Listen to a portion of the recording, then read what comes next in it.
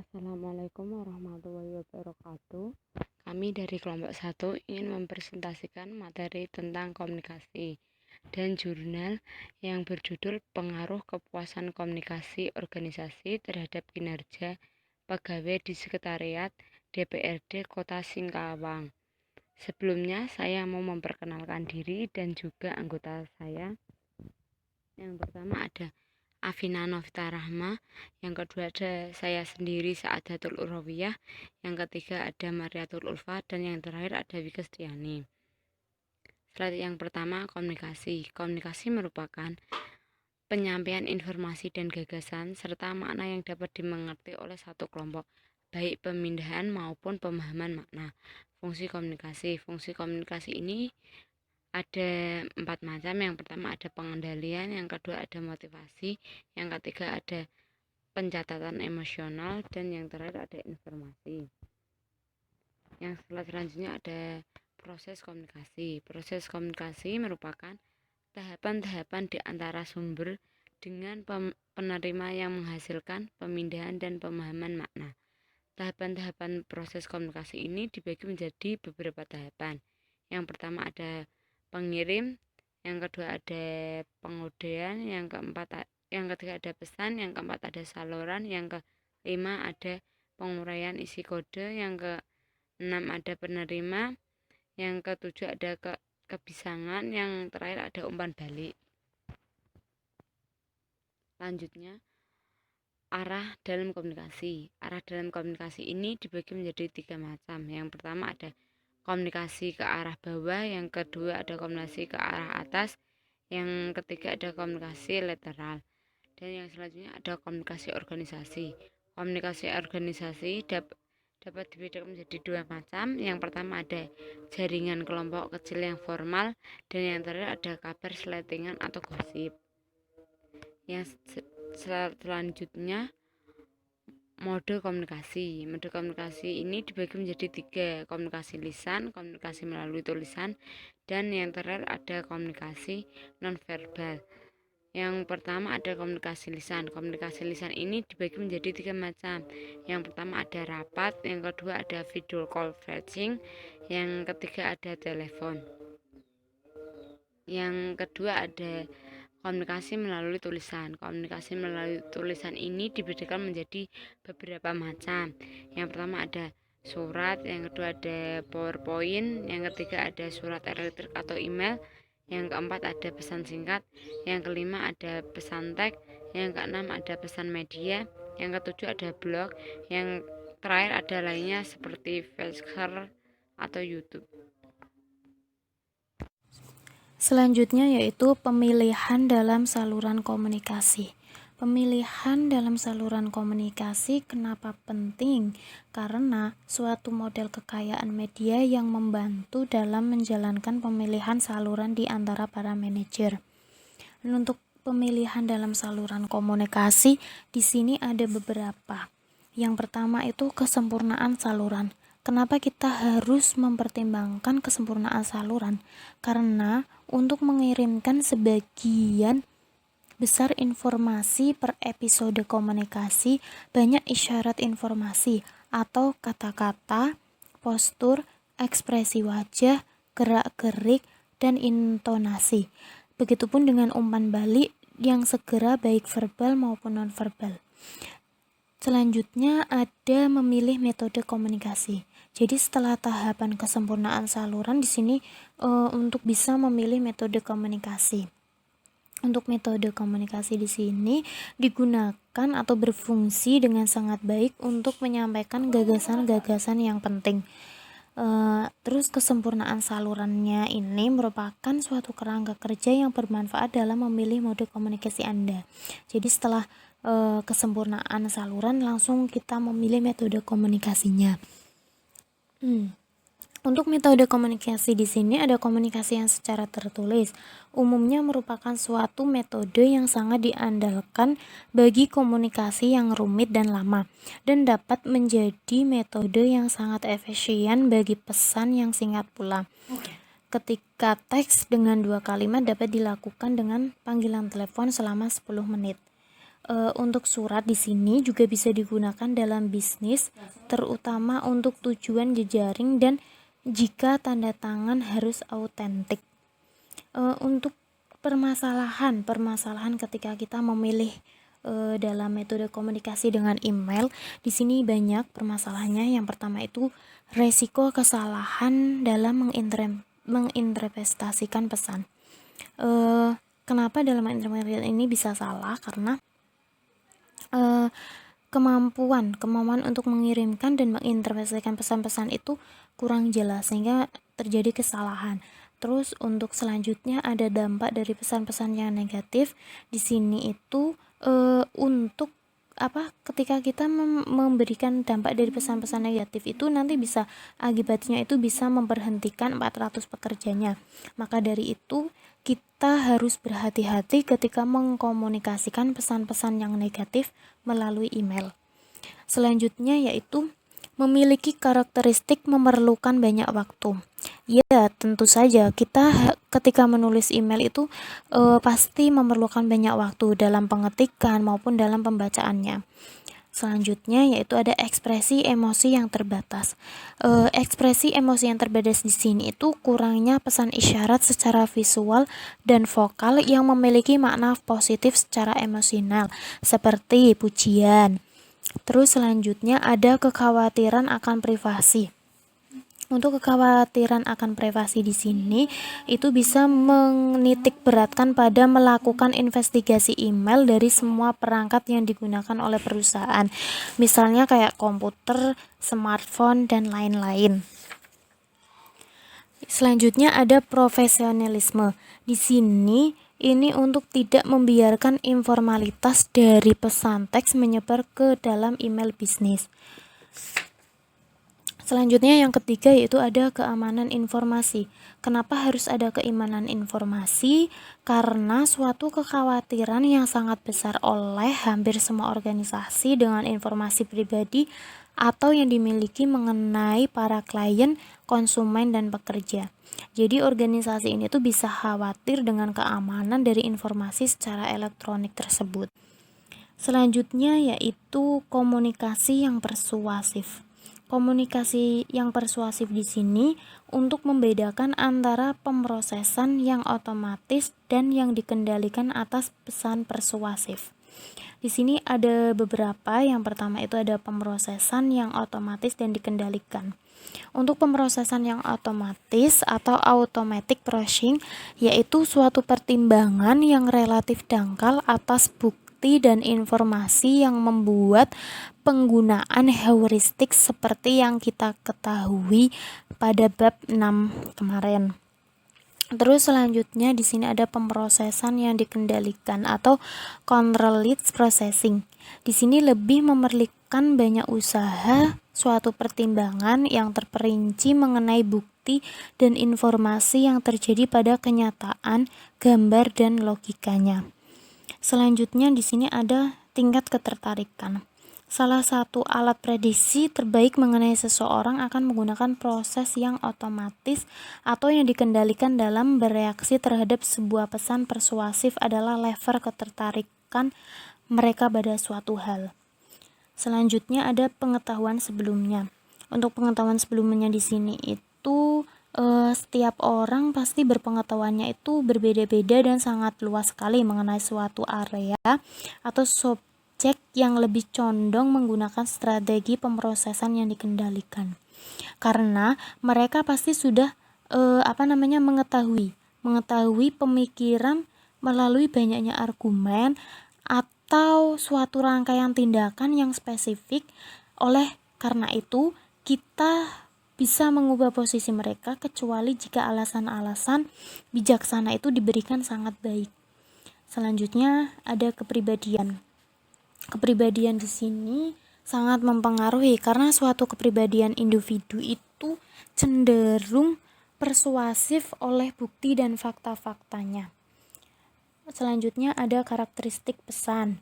Untuk karakteristik pesan di sini itu pesan disampaikan melalui saluran komunikasi yang relatif ramping dengan sedikit peluang bagi para pengguna untuk berinteraksi dengan isi yang terkandung dalam pesan atau mendorong pemrosesan secara otomatis. Selanjutnya ada hambatan-hambatan pada komunikasi yang efektif, yaitu di sini ada penyaringan. Penyaringan atau filtering mengacu pada tujuan untuk memanipulasi informasi oleh si pengirim sehingga si penerima akan melihatnya menjadi lebih menguntungkan. Biasanya level yang semakin vertikal dalam hierarki organisasi maka akan semakin membuka banyak kesempatan untuk melakukan penyaringan tersebut. Selanjutnya ada pemilihan persepsi. Untuk pemilihan persepsi di sini merupakan hal yang penting.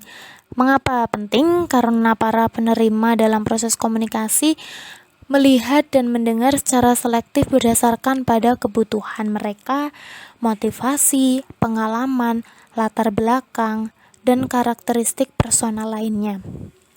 Selanjutnya ada informasi yang berlebihan.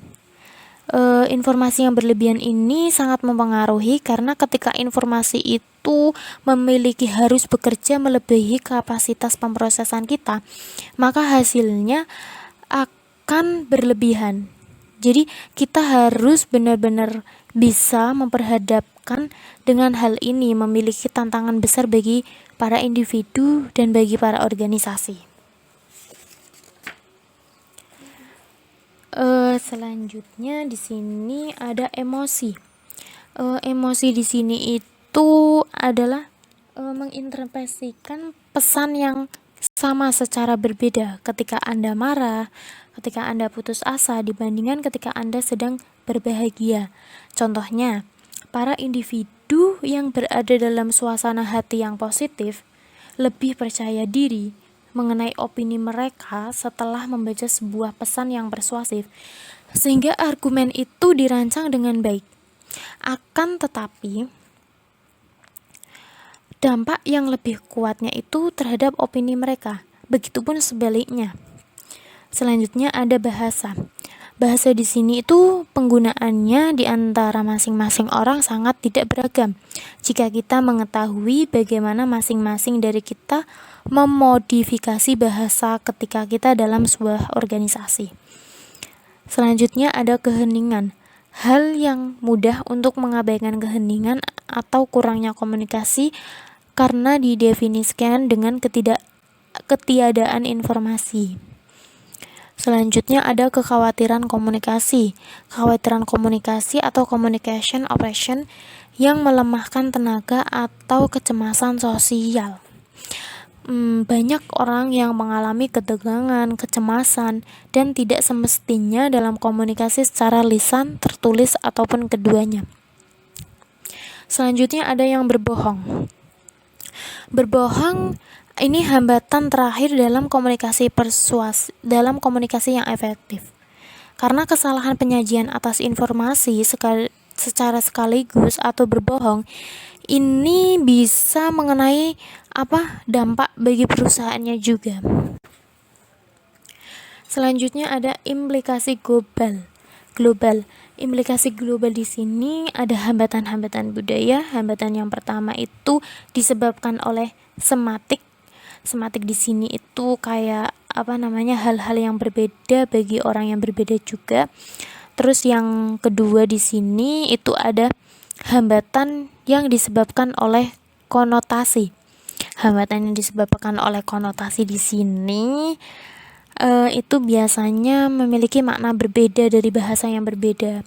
Terus yang ketiga itu ada hambatan yang disebabkan oleh perbedaan rada. Perbedaan rada itu budaya, bahasa, informasi, dan formal lainnya.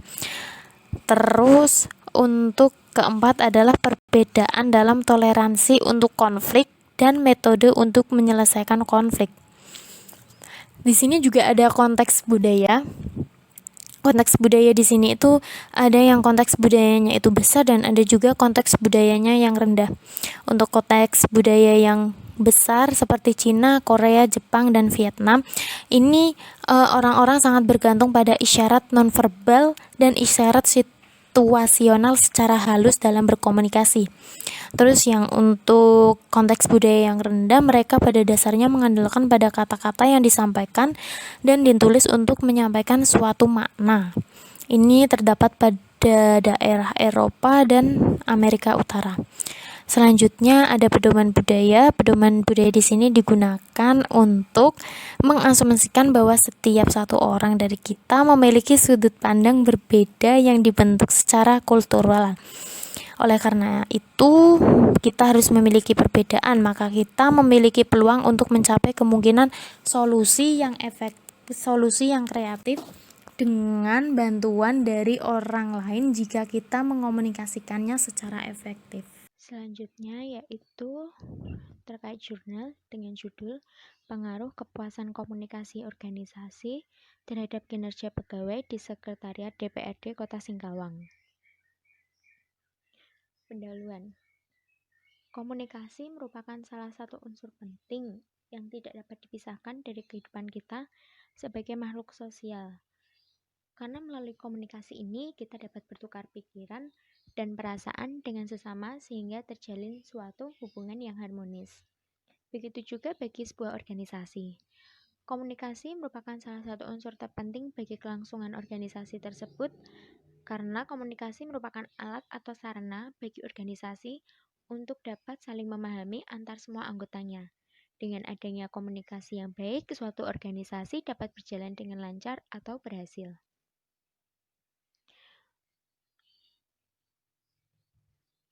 Organisasi ini dapat dikatakan sukses atau lancar apabila hubungan komunikasi antar semua pihak internalnya terjalin harmonis.